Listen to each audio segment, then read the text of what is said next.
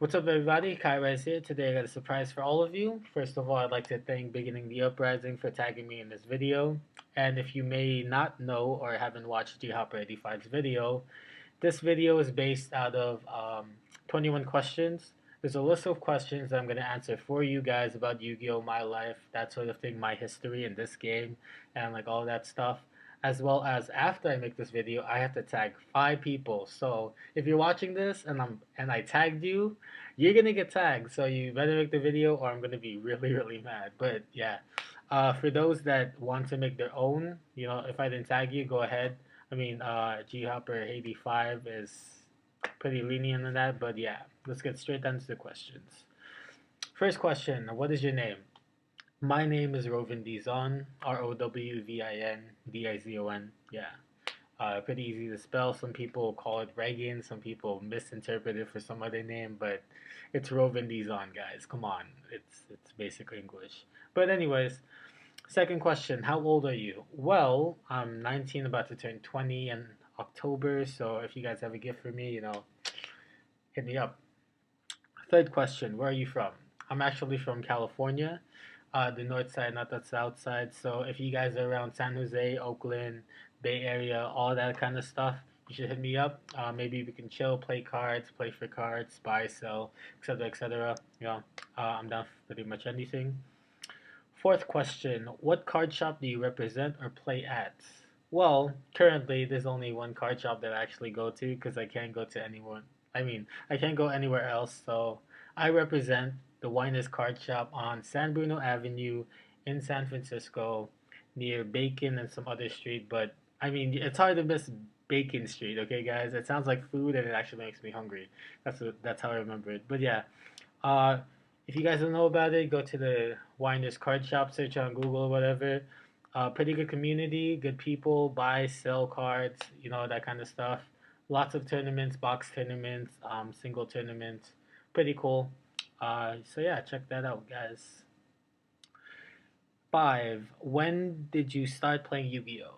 Well, to be honest, I started playing when I was like in fourth, fifth grade in elementary school, when the OCG cards were out in America. The Japanese cards were like, it was I believe it was Legend of Blue Eyes, and I think Pharaoh Servant came out. But yeah, I started buying the Japanese cards at in San Bruno, if you guys know where that is, if you live in California. But yeah, I bought cards and I was like, oh, cool, Japanese cards, because everyone in my school used to play it. I was like, cool, whatever.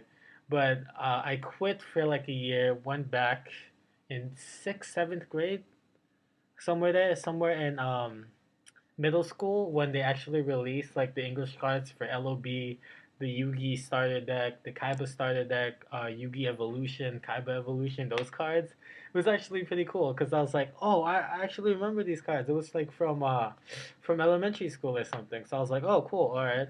I have friends that play. Um, yeah, that's when I started playing Yu-Gi-Oh. It was really weird. And then I quit again in, I believe, after I graduated middle school, when I went to high school, because not no actually I stopped playing in sophomore year of high school, which was a couple of years ago. Yeah, I stopped playing in sophomore year because my friends no longer played it, and it kind of died because we would wow, I'm stuttering. We would always chill at the cafeteria or like the computer lab just playing cards, and then the principal and everybody started yelling at us, and they didn't like it, so we were like, oh, cool, I guess we're not gonna play anymore. So yeah, sophomore year I quit, and then I went into college, and then I was introduced to it back by my girlfriend, and she was like, dude, you should play again. I have all these cards. You have all these cards. Let's play together. I was like, okay, cool. And that started a really good friendship with other people in my school. And yeah, now I'm still playing Yu-Gi-Oh! And yeah, that's my history of when I started playing. It's kind of long, but yeah, just bear with me here. Next question: who first introduced you into Yu-Gi-Oh? In elementary school, it was my friend. Actually, it was a second grader when I was in fourth grade, second, third grader, something like that.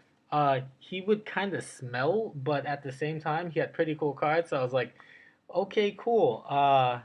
Let's trade and let's get something going here. Even though his cards kind of smelled, you could just like wipe it or whatever. But yeah, the person that introduced me was actually a smelly kid in the second or third grade when I was like 2 years ahead of him. That and my friend kind of, he said he knew Japanese, but he really didn't because if you guys know what the amoeba card is, it's like this green thing. He actually rigged it like a ticking time bomb that dies in 3 turns or whatever. Yeah, I got mad afterwards, but I was like, okay, cool. That was another person, and I used to call him, but he no longer talks to me because he thinks that life is more important. I'm kidding, okay? Life is important. So yeah. What was your very first deck? Oh wow, that's actually pretty cool. My very first deck was actually a beatdown that was derived from the Yugi and Kaiba structure decks. Cause I didn't buy both of them. I only bought, I believe it was the Yugi one, cause I didn't like Blue Eyes. Plus, I kind of lost mine. So yeah, I started playing with the Yugi Spellcaster starter deck back in 2000s, around there, like late 1990s, early 2000s. That was my first deck, and then I moved on to other decks, as you will know in the next few questions. What was the first holo you ever pulled out of a pack? Well, the first holo I ever pulled out of a pack that I could remember was actually it was what was it? It was a ceasefire, and I bought it from like it was a Pharaoh Servant ceasefire. It was ultra rare. I was like trying to get into the rhythm of like scaling and like bending the cards and seeing where the sharp edges were. So I went to one of the stores that actually let me pick it, and I was like, okay, cool. I'm gonna pick this card, see if it works. I got a rare. I bought it again like 2 days later. I was like, oh, okay, I get this. This is stick. I mean, this is poking out of the side, and this is probably a hollow. I buy the pack for like $4. My mom got mad at me. I opened it. I was like, "Oh my god, it's a ceasefire! It's ultra rare." Sadly, like in the next 2 days, I traded it for common cards because I didn't know better. I didn't know the value. But yeah, luckily it became common, and I got an ultra again. So yeah, that was the first hollow I ever pulled. As for like the new sets, I never really pull hollows. Actually, I really never do. The only hollows that I ever pulled were, well, I bought my first Hidden Arsenal pack. I got a Urquiza. Second pack, I got a Brionic. Bought a Light and Darkness pack. No, I bought a Crimson Crisis pack, and I got a Thetis or whatever you call that thing. That angel looking thing. That secret. I was happy, and I got a Gale in the Debris. I was like, cool. All right, cool. Yeah. Other than that, I haven't been pulling hollows except the keys on and like all of that stuff you guys have been watching. I usually just sell and trade.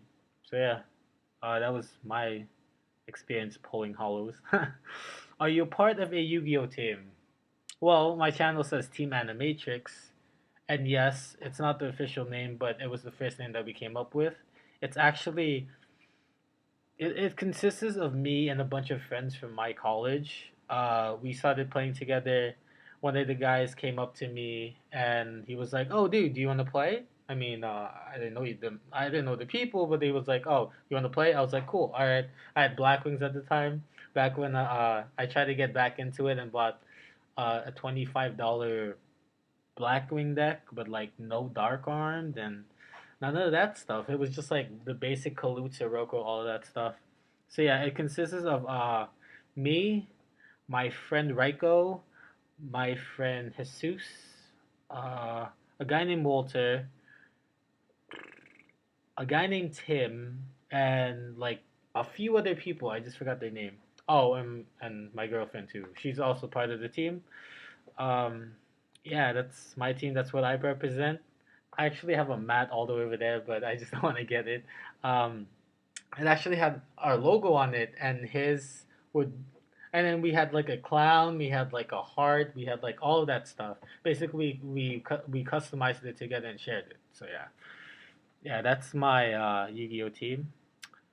Next question: do you have any Yu-Gi-Oh credentials such as regional wins, tops, Shonen Jump, YCS, national world tops wins? To be honest, no, but I came close to it. Every single deck that I ran during the last couple of formats, I almost topped with actually. For a Blackwing deck that had no Solemn Judgment, that had no Dark Arm, that had none of the staple cards or the side decks really, I went like 5-3 my first regionals with Black Wings. Second regionals I went 5-3 again, then 5-4, and then I switched it up to like I think it was Hero Beat or until Black Wings were dead and I got scraps. So yeah, I kept on playing Black Wings and I got like 5-3, 6-2, 5-4, 5-5, 6-3, etc. etc. Until I switched to scraps and I got a better record. I went like almost top, except the thing that got me was the draws because my games would be like 2-1, 2-1, and then like 2-0, I mean 2-1, 2-1, 2-0, 1-2, that kind of stuff. So the tiebreakers killed me. I didn't make top, but the highest ranking that I've ever got was actually top 64 to top 48 to top 32. That was the highest I ever got. But I've never actually won top 8, top 8 or any of that. But I'm still trying. Hopefully, I get it in either Anaheim or San Jose before the World Championships. But yeah, I mean nationals. Sorry about that. Nationals. What am I talking about?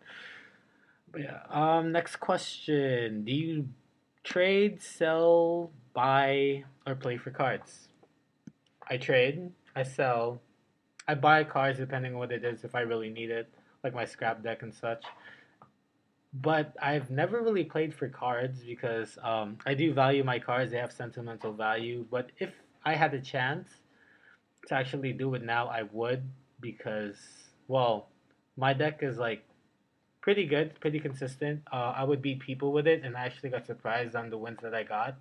But yeah, I've never really played for cards other than, well, for the $5 that I needed to buy the Brionic tin, or not the Brionic tin, the Red Nova tin, and I won that, and then got a Brionic out of it. My friend got mad, etc., etc.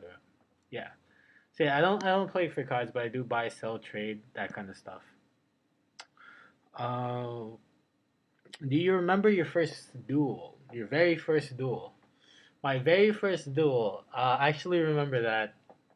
It was back in high school, actually. It was back in high school. So the story goes that I was playing with my friend at the time. His name was Devin, and he played I think a light deck, a fairy deck, something like that, and I was playing my own beatdown deck with like Archfiend Soldier, Spear Dragon, all of that stuff. Back when it was like popular and super rare and awesome and stuff, and there was like no other stuff. But yeah, I was playing him. He solemn judgments me. He does Black Horn of the Heaven. He does everything to counter my deck, my beatdown, my summons, everything. Then he like scoops his cards, and I'm like, dude, why don't you play still? And I see the counselor in the back of me. I'm like, wow, okay, because the cards weren't allowed, and basically he took my cards. I had to talk to my counselor for a week. He held it. I had to get it, and then yeah, that's the very first duel that I remember that I partook in. So yeah, it wasn't a really good one, but it's been getting better, and yeah, that's my very first duel. What can you do? What is your favorite slash signature card? To be honest, many people would say that their signature card would be this Stardust, but just the Ghost Rare. But for me, when I started playing again, my signature card that I was really, really, really known for around here was actually my triple. Let me see if I can get it. My triple scrap dragons, my triple ulti first ed scrap dragons, because not many people would play decks that don't top around here. They would play Sabers, they would play Six Sams when they got to three gateways, all that stuff. But I'm known for my scrap dragons. I'm known for my scrap deck. Like I remember most of my matches, and they were like, "Wow, you just killed me." However, they did side deck really good, and they stopped me with oppression, top deck a lot of stuff. So yeah, that's why I didn't top. But I've been known for my ulti scrap dragons. So yeah, my scrap deck. What is your favorite signature deck? Well, my favorite slash signature deck would be it would be a balance between Black Wings and Scraps. Scraps being the first deck that I built just because I got Chimeras and I thought it was cool. I was like, okay, cool. Then I saw a Scrap Dragon. I was like, lol, this is so my playstyle. I would totally play this. But yeah, my first deck coming back was Black Wings, and then before that was Beatdowns, and now it's basically Scraps or Kyrize. But if I had to pick one deck, Scraps above everything because it totally owns everyone, and it's really my playstyle. It's better than Black Wings, and they're not dark, so I can't get concentrated lighted. They can't choose concentrated light against me. But yeah. Next question: what is your most favorite slash signature format? My favorite format would be I've I've I've, I've heard about Teledad. I've never played like competitively in the Teledad format, but I've seen people play. And it's pretty crazy. That's not my favorite, but my favorite format would have to be Synchrocat and the and basically every new it's like what G Hopper said. Every new every beginning of every new format because every deck can top or has the potential to top, and the the decks aren't really defined yet. It's more like, oh, okay, I'm gonna play this, and that's it, pretty much. I'm gonna play this, try to top with it. That's when Gemini Spark got pretty cool, and YCS San Jose, Synchro Cat, X Sabers, and hopefully now Scraps because they're getting Orthros and like all that stuff. So yeah, my favorite format would be every single beginning of the format just because Glad Beast always swarms and they still get beat by me. Like all that stuff. So yeah. What is your most memorable moment in Yu-Gi-Oh history? It would actually have to be 2 weeks ago. You wanna know why? I went to my locals. I partook in the tournament or the box tournament, and I was like, okay, I'm gonna play my scrap deck. And last minute, I sided in um Dust Tornado over the Torrential Tribute in my deck, and I was like, okay, there's a lot of Frog Monarchs, there's a lot of Six Sounds, blah blah blah blah blah, and yeah, I went first round. I went against Anti Meta. I lost. Second, Six Sounds, I won against the little kid because I got goes in match. Third round, I won. It was some random deck. Fourth round was against Gladiator Beast. This dude had Forbidden Lance, everything. I was like, I will not win against this deck. I played him. Then round one, I won. Second round, I won somehow. I basically scrapped Dragon and twinned him to death. Then the third round was actually the funny part. So check this out. So I'm playing in the third round. We're both like at even life points. I am not even kidding. Like the only thing protecting me was a Spirit Reaper. And last turn, right? This is what happens. So I have no card advantage. I have no hand. I have no field except one trap hole. I draw. Top deck a kinetic soldier while he has a Prisma and two back rows, right? I was like, this is not gonna help me, right? And then I look over, I see Prisma, it says warrior. I'm like, oh, okay, this could work. I bluffed it. I placed it face down. He's like, summon the quarry, trap hole. He's like, oh, wow, I can't chain. Okay, I'm gonna kill you now. Attack. He smacked devs and he attacked into kinetic soldier. I flipped it. I was like, whew. He looks at me. He's like, okay. He looks at it. He's like, oh wow, that's game, dude. Everyone was laughing. They were like, dude, why would you even do that? That was my most memorable moment in my Yu-Gi-Oh career. That was the defining moment. So yeah, me against Gladiator Beast and beating them with Kinetic Soldier while they had the Prisma in Game 3. So yeah. Next few questions. What kind of playstyle do you have?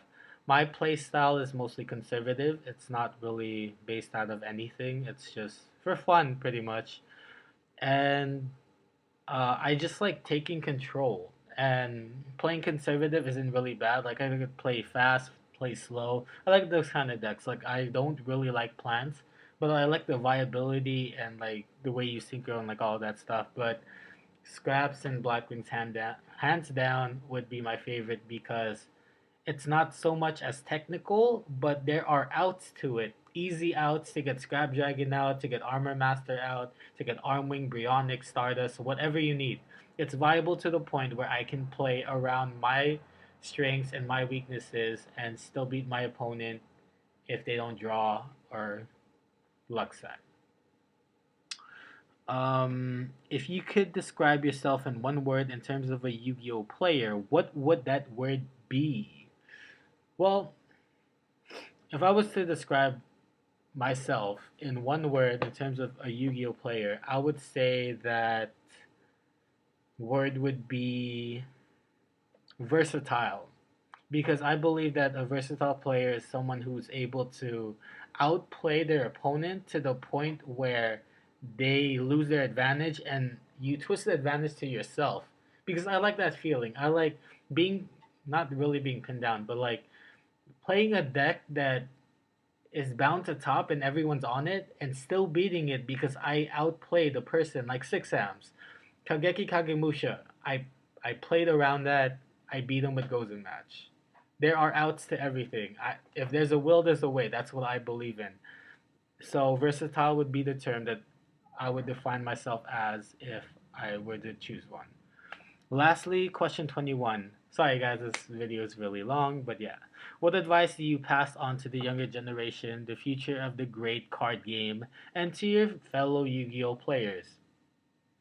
Well, the advice that I would pass down is quick and simple.